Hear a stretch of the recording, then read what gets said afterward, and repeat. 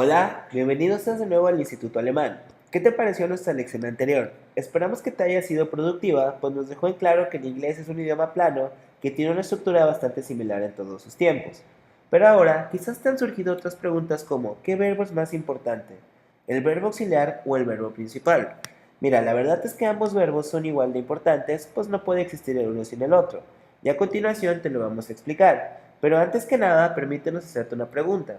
¿En qué idioma crees que es más difícil conjugar un verbo? ¿En español o en inglés?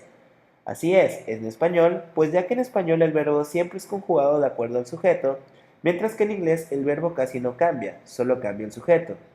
¿No nos crees? ¿Por qué no procedemos a conjugar un verbo en ambos idiomas para que lo comprobemos? Muy bien, empecemos a conjugar el verbo jugar en español para que podamos entonces tener una idea más clara de qué estamos hablando. La primera persona, siendo yo, queda como yo juego, mientras que en inglés queda como I play. La segunda persona queda como tú juegas o en inglés you play. La tercera persona del singular del masculino es él juega, mientras que en inglés es he plays. Femenino es ella juega, she plays. En neutro sería eso juega o it plays. En primera persona del plural sería nosotros jugamos o we play, ustedes juegan, you play, y ellos juegan para decir they play. Ahora, como puedes ver, en español el verbo siempre cambió de acorde al sujeto, mientras que en inglés se mantuvo igual, excepto en terceras personas del singular, he, she o it. Esto es por una regla conocida como la regla de la S, la cual te explicaremos ya en nuestro curso para que lo puedas entender de una manera más clara. El punto aquí era entender que el verbo solamente tiene pocas variaciones en inglés, mientras que en español tiene muchísimas variaciones, haciendo de este un idioma más complicado. Veamos entonces cuántas maneras existen para conjugar un verbo, que como ya te habíamos mencionado en el video anterior, solo existen 5 maneras. Veamos una tabla en la que veremos la forma, la estructura, la característica y la equivalencia al español de cada una de estas formas. La primera forma es la forma infinitiva, que tiene como estructura el tú más el verbo, y la característica es que este es un verbo sin conjugar, o sea que en la equivalencia es como si un verbo terminara en ar, er o ir, como tomar, to take, como comer, to eat y como dormir, to sleep. La siguiente forma es la forma presente, que es lo mismo que el infinitivo, pero sin el to antepuesto. Esta es la conjugación general de un verbo en presente y se adecua a la conjugación del pronombre, o sea que no existe en este caso una equivalencia clara que yo te pueda dar para que te ayude a entenderlo de manera más sencilla. Simplemente más adelante te pondré unos ejemplos que te ayudarán a captarlo. La siguiente forma es la forma pasado, que en este caso existen dos tipos, la de verbos regulares que añade ed al final y la de los verbos irregulares que no siguen ningún tipo de patrón, y estos tenemos que aprenderlos de memoria. En este caso la característica es que la conjugación general es como si fuera la de un verbo en pasado y igual que la forma presente no existe un tipo de equivalencia que yo te pueda dar, solamente a través de ejemplos es que te podrá ayudar a que lo entiendas de una manera más sencilla. La siguiente forma es la forma pasada participio cuya estructura es idéntica a la forma pasada, o sea que el verbo regular añade ed y el irregular no sigue ningún patrón. Este tipo de conjugación es utilizada en tiempos perfectos, voz pasiva y en muchas otras formas, ya que es considerada como una de las más importantes conjugaciones.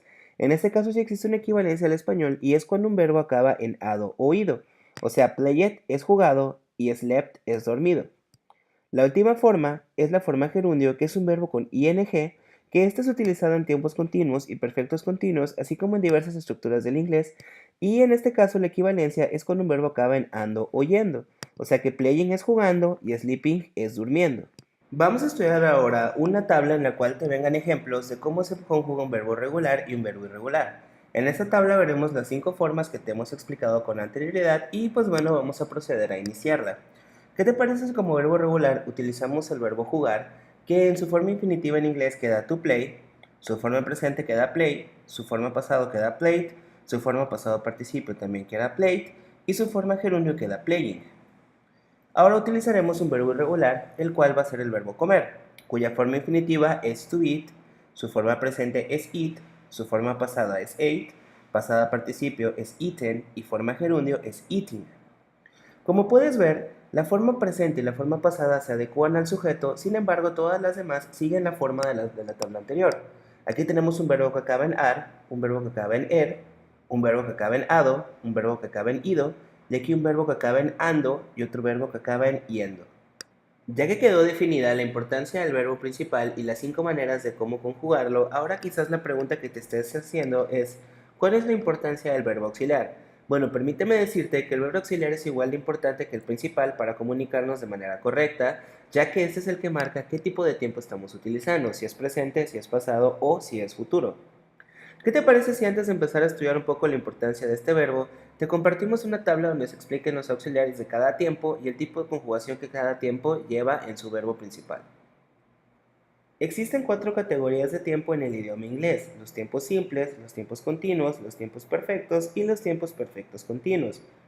Cada una de estas categorías es aplicada tanto para presente, pasado y futuro, o sea que existen, por ejemplo, presente simple, pasado simple y futuro simple, presente continuo, pasado continuo y futuro continuo, y lo mismo aplica para los tiempos perfectos y los tiempos perfectos continuos. O sea que en inglés tenemos únicamente 12 tiempos gramaticales con los cuales trabajar. Ahora, ya te habíamos mencionado que el verbo auxiliar es el que marca el tiempo que se está utilizando y pues bueno, ahora viene a contestarte la pregunta, ¿cómo es que lo hace? Y esto es sencillo, es el verbo auxiliar el que se conjuga para darnos el total de si estamos hablando en presente, en pasado o en futuro, y enseguida te vamos a explicar por qué. Ahora sí, empecemos a desglosar esta tabla explicándote las peculiaridades irónicas que tienen los tiempos simples. ¿Por qué se llaman peculiaridades irónicas? Porque, ¿qué crees?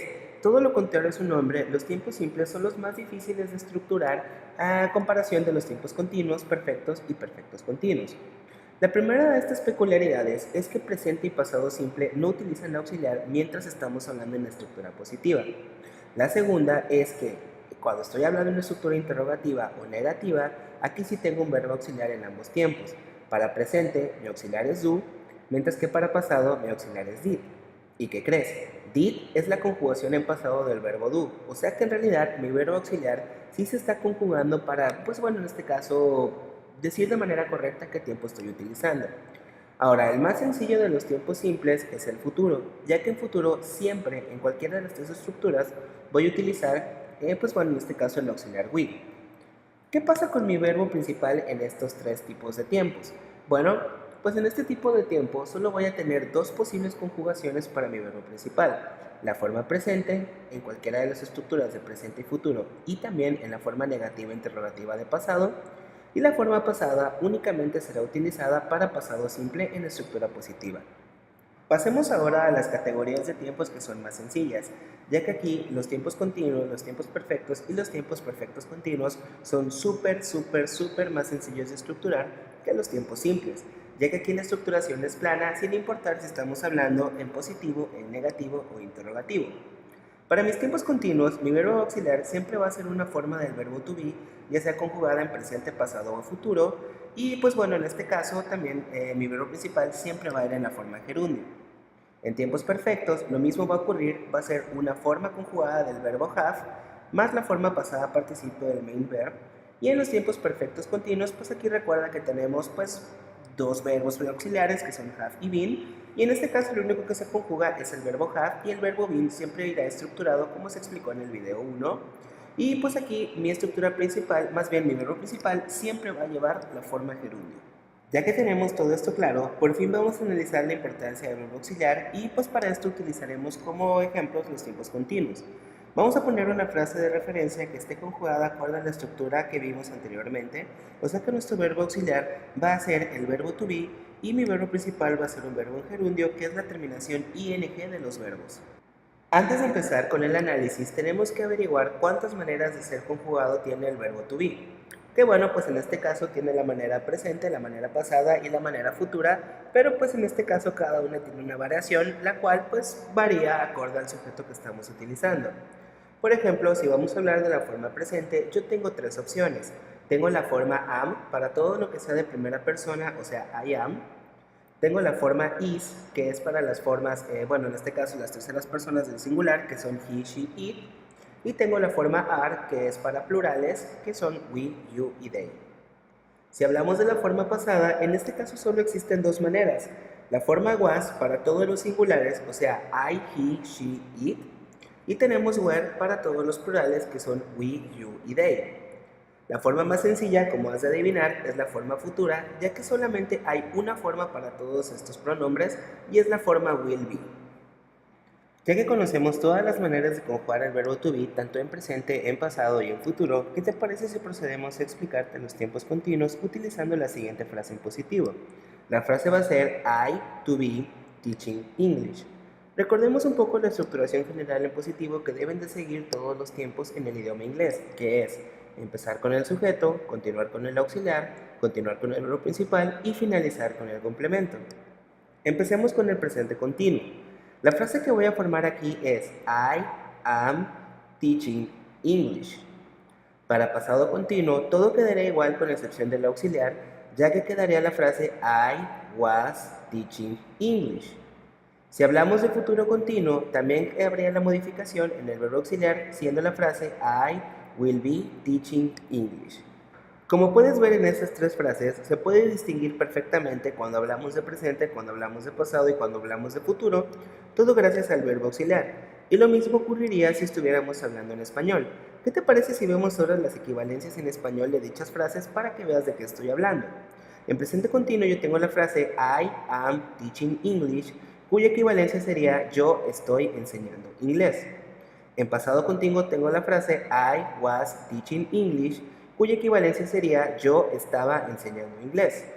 Y en futuro continuo tengo la frase I will be teaching English, cuya equivalencia sería yo estaré enseñando inglés.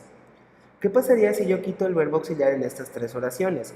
¿Qué tipo de tiempo estoy utilizando en la frase I teaching English o yo enseñando inglés? Exactamente, sería imposible de saberlo sin el verbo auxiliar. Entonces, ¿para qué crees que nos sirve especificar la acción que realiza el sujeto con el verbo principal si no contamos con un verbo auxiliar que nos especifique si estamos hablando en presente, pasado o futuro? No olvides que para estructurar correctamente el inglés necesitamos ambos verbos de manera simultánea, ya que si no simplemente vamos a tener oraciones incompletas. Ahora dinos, ¿qué te pareció esta información? ¿Ya te convenciste de que aprender inglés es fácil? Recuerda que estamos abiertos para contestar todas tus preguntas en nuestras redes sociales o en nuestro correo. Aquí tienes el URL de nuestro perfil oficial de Facebook para que nos visites cuando tú quieras, o si lo prefieres puedes regalarnos un like en nuestros grupos específicos para cada ciudad. Aquí tienes el URL para Campeche y el URL para Ciudad del Carmen. También te invitamos a que visites nuestro Instagram donde podrás ver imágenes y videos acerca de cómo impartimos las clases, o si lo prefieres puedes mandarnos un correo a contacto@institutoalemancampeche.com y te contestaremos tan pronto como nos sea posible. Y no olvides visitar nuestra página web oficial en donde podrás encontrar más información acerca de nuestros cursos y nuestro plan de estudios. También te invitamos a ver nuestro tercer y último video en el cual responderemos una de las preguntas más importantes para todas las personas interesadas en aprender un idioma. La pregunta, ¿es bueno traducir? A nombre de todo el equipo de trabajo del Instituto Alemán, soy David Peña y estamos a tus órdenes en todo momento que lo requieras. Cuídate mucho y te mandamos el más cordial y sincero de los saludos. Nos vemos en el video 3.